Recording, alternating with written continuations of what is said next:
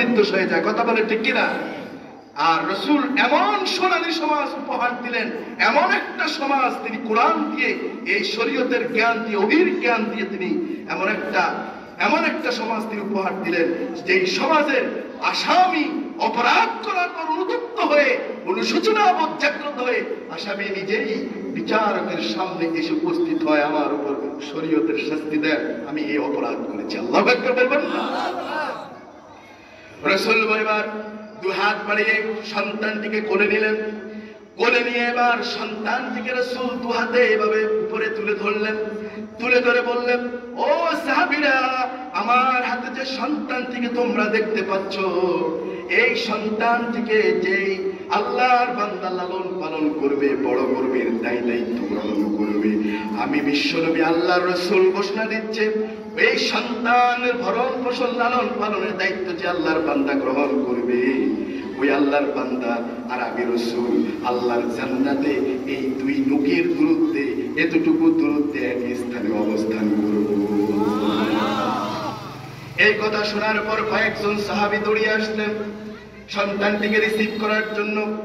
আল্লাহ রাসূল একজন সাহাবীর কাছে সন্তানটাকে তুলিয়ে দিয়ে বললেন, ও সাহাবীরা, এই মহিলাকে নির্জন মরুপ্রান্তরে নিয়ে যাও, বুক পর্যন্ত মাটি গর্ত করে বুক পর্যন্ত খেতে, তারপর চতুর্দিক থেকে পাথর নিক্ষেপ করে দুনিয়া থেকে শেষ করে দাও।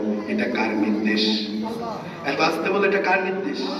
আবার সমাজে যদি আজকে এই নির্দেশ জারি থাকতো, আল্লাহর এই আইন যদি জারি থাকতো, তাহলে এই দেশে ধর্ষণের সেঞ্চুরি হতো না। কথা বলে ঠিক কিনা? এদেশে ইউনিভার্সিটিতে, কলেজে, বিভিন্ন জায়গায় আজকে ধর্ষিতার শিকার হচ্ছে, পিতার সামনে কন্যা শিকার হচ্ছে ধর্ষণের। কথা বলে ঠিক কিনা? এদেশে মার সামনে মেয়েকে ধর্ষণ করা হচ্ছে, বিচার হচ্ছে না। আজকে নির্দোষ ব্যক্তিরা দোষী হয়ে যায়, আর দোষীরা নির্দোষ হয়ে আজকে দেখা যায় যে তারা দোষী হয়ে আজকে জেলে, কারাগারে, আর পরিবারীরা আজকে তারা বিজয় সূচক থেকে গলাতে মালা পরিয়ে তারা বের হয়ে যায়। কথা বলে ঠিক কিনা? আর আলেমরা কোরআনের দাওয়াত দিতে গিয়ে তারা কারাগারে মাসের পর মাস, বছরের পর তারা বছর কারাগারে বন্দি জীবন যাপন কাটায়। কথা বলে ঠিক কিনা? আমার প্রিয় ভাইয়েরা, এই রাসূল বলার পরে সাহাবে কেরামরা মহিলাকে নিয়ে গেলেন মরুভূমির প্রান্তরেতে। বুক পর্যন্ত মাটি থেকে চতুর্দিক থেকে পাথর নিক্ষেপ করা হচ্ছে। ওই পাথর নিক্ষেপকারীদের মধ্যে একজন সাহাবী ছিলেন হযরত আলী রাদিয়াল্লাহু তাআলা আনহু। হযরত আলীও পাথর নিক্ষেপ করছেন। হঠাৎ করে মহিলার শরীর থেকে পিচকি দিয়ে রক্ত এসে হযরত আলীর হাতের মধ্যে পড়ছে।